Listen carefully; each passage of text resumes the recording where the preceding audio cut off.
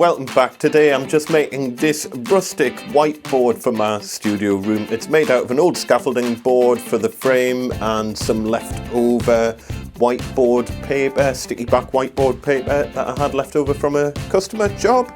Just a fun little project for myself that I thought you might want to see. What I do for YouTube, honestly. Right, so you might have seen on me Patreon thing, I found this scaffolding board up in the loft of my actual kind of garage workshop thing.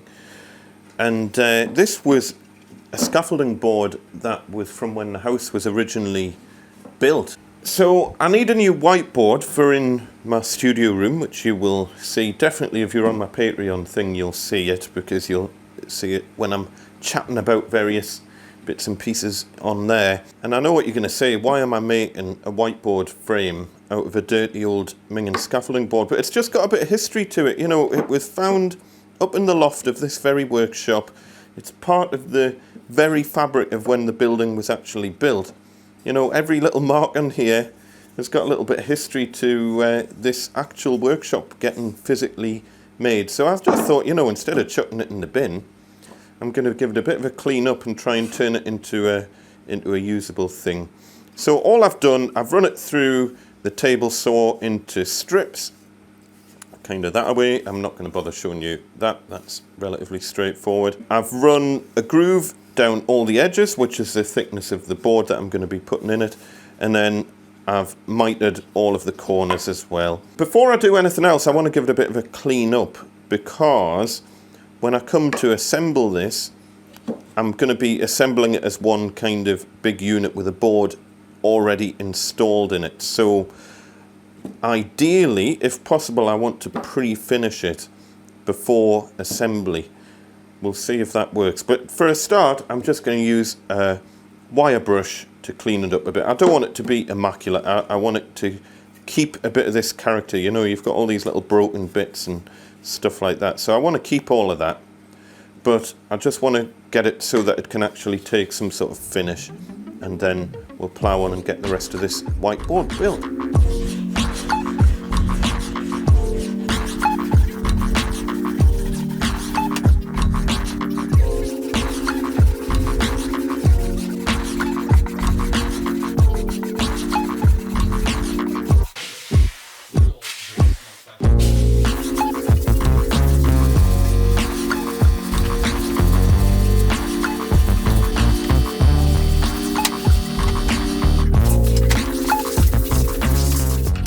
So now that I've got all the scaffolding edge bits of the frame all cleaned up, the next task is to get them finished into whatever kind of final colour I want them. And I'm torn between using quite a dark stain. Now this is, let me just find the tin. This is no, it's not that. This is just a Wix Dark Oak wood dye here, which under normal circumstances, I think that would be quite nice, but I think that's going to be a little bit too dark, and we might just get away with a bit of Danish oil on this, and we'll see how that works. So I've got another little offcut here, so I'm just going to roughly shove it on. I'm just going to put it on with some blue roll. I'm not particularly bothered about making a mess. Give it a bit of a shake,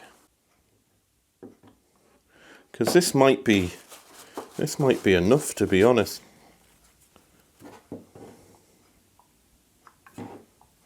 I know I'm making a right mess here, but I'm not getting a dish out just for this. I'm going to leave them to dry, because I would put an oil over the dye anyway once it was kind of once it had dried. Let's see how that looks once it's dried out. Right, I've left these to dry overnight, and really they don't look radically different. I thought this might have lightened a bit as the stain kind of dried out, but it ain't. And well, I think it looks a bit like a turd. Even this one's a little bit turdy, but I think this is going to look better than that. It's not the sort, I don't know what sort of look I want, but it's not the turd look. So I'm going to go down just the Danish oil straight on, but what I am going to do is give it a little bit of an extra sand first. I want it to be rustic, but I don't want it to look, how can I put it?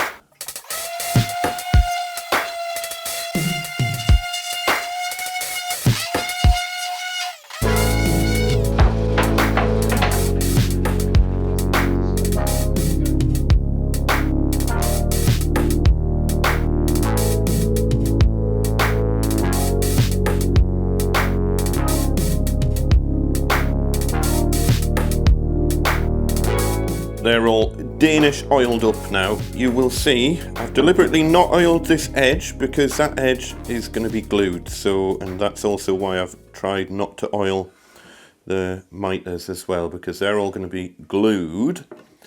So I think this will look okay. So what I'm going to do, I'm going to measure the length of these rebates or the grooves to work out what size board I need to make. I'm going to make it very slightly smaller, but I'm not really, the whole thing's going to be glued together. I don't think I really need to worry about expansion and contraction in a project like this. It is just a little project I'm just farting about for my own studio room, you know, so I would never really make anything like this for a customer, so it's quite nice to just have a little bit of a play on and stuff. It just wouldn't be cost effective to make something like this for a client really, but you never know. I might put another coat of Danish oil on at some point, see if I can get a little bit of a sheen to it. I'm not sure, it may or may not. This coat has literally sunk straight in. So I'm going to leave that to dry. I'm going to cut the panel to size and get the whiteboard stuff stuck onto it. And then once all that's done, it just needs glued together. Right, so this is just this scrap board that I'm going to use. This is going to be the back. I may or may not paint it, but you're not going to see it. And this is going to be the whiteboard side that I'm going to stick the whiteboard stuff to. So I've got two good edges. These edges are fine, but this edge and that edge are wonky and need to be cut off. So I need a nice square edge to start off with. I'm just going to square off this side. I know I need this to be 723 wide, so I'm up to 860 at the minute, so I've got plenty that way, and it needs to be 903 tall, and I've got well over a meter there, so that's all good. So I'm just going to square off this edge first and then measure out to that edge and square that. And then once I've done that, I can trim it to the correct height and then apply the whiteboard sticky onto it.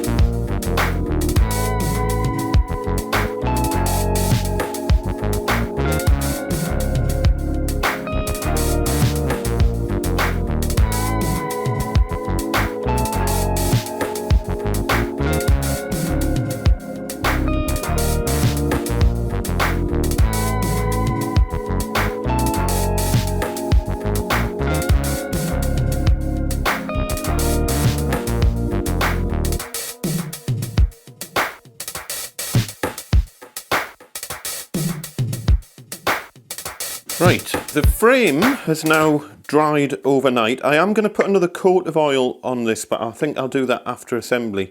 The main reason I wanted to do one coat before assembly is because I think I mentioned I don't want oil getting on the whiteboard itself, but for the second coat I don't have to be as close to the edge that's going to be next to the whiteboard.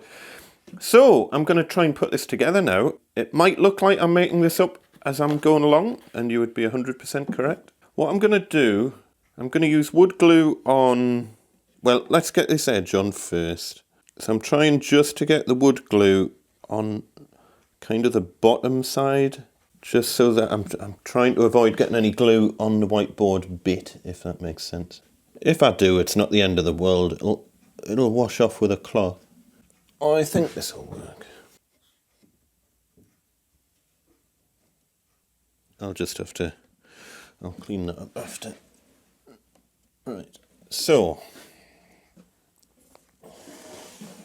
my plan of attack, this is going to be a little bit tricky.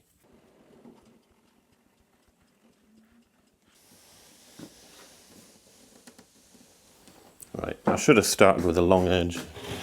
I think starting with a short edge has just made life really awkward. But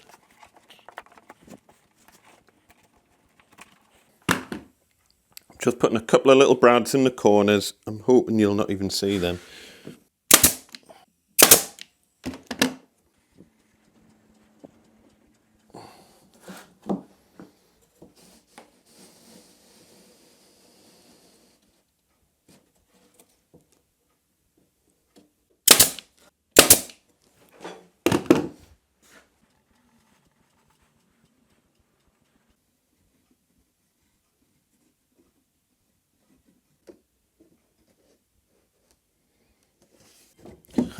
What's the chances?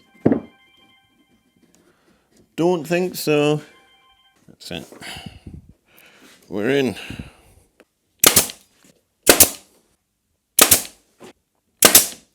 That's it.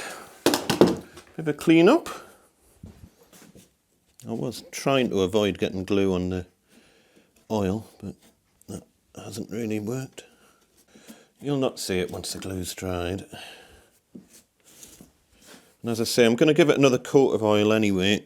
I'm just looking for any glue that might have spread down the edge.